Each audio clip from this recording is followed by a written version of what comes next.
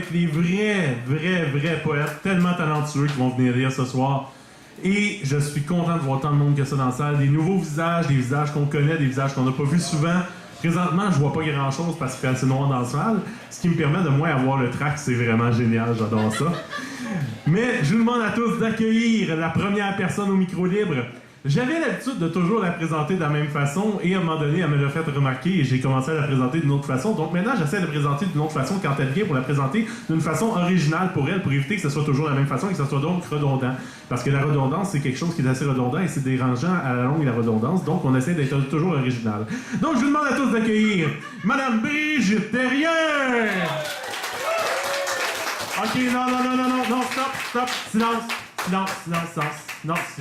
Moi, j'aime Brigitte. Non, silence. Moi aussi, j'aime Brigitte, justement. Et je trouve que ça, c'était pas un assez gros applaudissement pour les gens qui sont dans la salle ce soir. Madame Brigitte Thérien!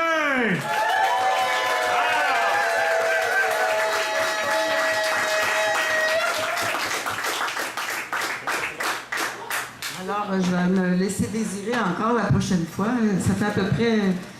J'écris pas là, depuis à peu près 1 an. Puis là, je vous dis tout de suite, je veux casser un texte parce que j'étais engagée dans un projet de théâtre. Puis moi, j'ai un texte à faire avec un genre de performance que j'ai préparé. Là, j'ai fait un genre de mobile. Bon, et ça s'inscrit dans différents tableaux. Et je ne suis pas habituée à travailler avec le monde, ça m'insécurise énormément. J'avais le goût de le casser parce que je me sens plus bonne. Alors, c'est ça. Je vous explique le contexte parce que à travers le texte que j'ai fait, il y a des objets. Alors, l'idée du projet, en gros, c'est... le voisinage dans une ville comme à la Chine. L'idée, c'est de susciter la communication entre les générations. Alors, moi, étant donné que j'ai un magasin de costumes, je fournis les costumes parce que les gens, ça se passe en 1950, 60 et 70. Alors, je fournis les costumes et j'ai décidé de faire un genre de gros monument pour la mode. Alors, je suis partie d'un objet que j'ai trouvé dans les poubelles, qui est un grand ovale avec 21 petites fenêtres. Puis, dedans, j'ai été chercher des patrons comme on avait autrefois dans les livres de patrons. J'ai photocopié, j'ai fait des collages et j'ai fait toutes sortes de photos des années 50, 60, 70. Et il y a un grand rideau, il y a des filles de cachées dedans qui vont sortir à un moment donné pour les autres tableaux. Alors, je vais pas... Puis, il va y avoir des mannequins. Quand je vais décrire les vêtements des années 50, en principe, il y a des mannequins qui sont habillés exactement comme la description. Et il y a des gars qui sont leurs partenaires, habillés en 50, 60, 70, qui ont les objets dans les mains. Bien sûr, vous ne verrez pas ça. Mais je ne vais pas m'interrompre entre les textes. Là, c'est 2 sections différentes, mais je vais les faire tout ensemble. OK? C'est long, excusez. La mise en scène, c'est important. Oui. Bon. Alors, je devrais peut-être le savoir par cœur, mais c'est pas clair, pas en tout que je sais par cœur. Fait que, regarde, j'ai mes feuilles au cours.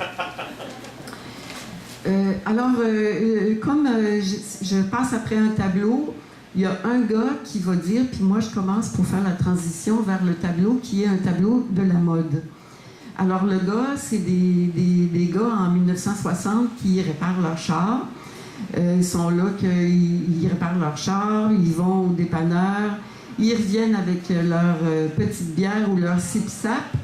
Et le gars, il dit, en regardant son char, « Mais quelle beauté! » Alors moi, je t'envoie off.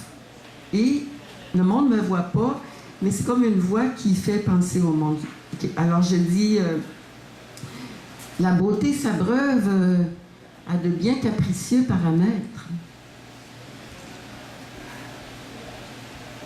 En ces 3 décennies, tout juste après la guerre, propagée par le cinéma et la télé, le culte de l'image se mit à gonfler entraînant dans son sillage la mode, l'enfant terrible de la beauté. Pour les plus aisés, le prêt-à-porter. Pour les autres, le plaisir de créer sa robe à sa manière, avec sa mère. Vous avez vu ces gros livres de patrons nous permettant de suivre la mode depuis la maison? Simplicité, mécole, style, vogue ou bottrique, un peu plus cher mais un peu plus chic.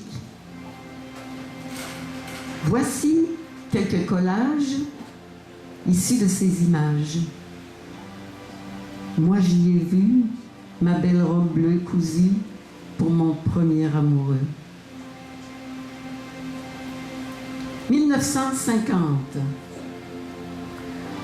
Ah, ces femmes aux lèvres pulpeuses de rouge relevé, leurs talons aiguilles finement pointés, leurs mains gantées, les épingles voluptueuses de leurs chapeaux, des armes astucieuses pour d'éventuels bourreaux. Les crinolines, on ne doit pas les montrer, mais les femmes coquines savent les suggérer, réduisant leur taille pour mieux les gonfler. La lisière de dentelle seule peut dépasser. 1960. Le rouge à lèvres devient rosé, les ongles peu rebelles suivent en invité. Ah, ces petits sacs au millimètre plissés, brun, noir, argent, cuivre ou doré, ornés de perles, de plus en plus souvent composés d'un plastique effronté. Les femmes en 60 avaient de si jolis pieds dans leurs souliers carrés. Des souliers à coquiner, à d'élégants chapeaux, tirés d'un feutre velouté, préalablement mouillé, sur des formes de bois superposées, bien étalées, tel un crémage sur un imposant gâteau de mariage, par la modiste amoureusement confectionné. 1970. Les lèvres embrunies comme les sacs, les souliers, les ceintures et les habits. On a incorporé dans les colliers les agates, les coquillages. Des pommes, on a récupéré puis séché les pépins de passage.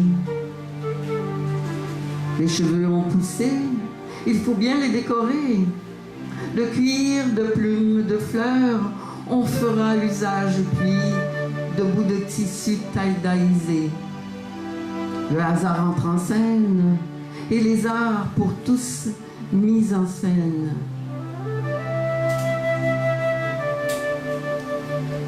Les franges, les nattes, le patchwork, le macramé, ses cordages. Fini l'enfant sage. La femme en tout point veut se libérer. En 3 décennies, beaucoup de choses ont changé. La femme close s'est dévoilée.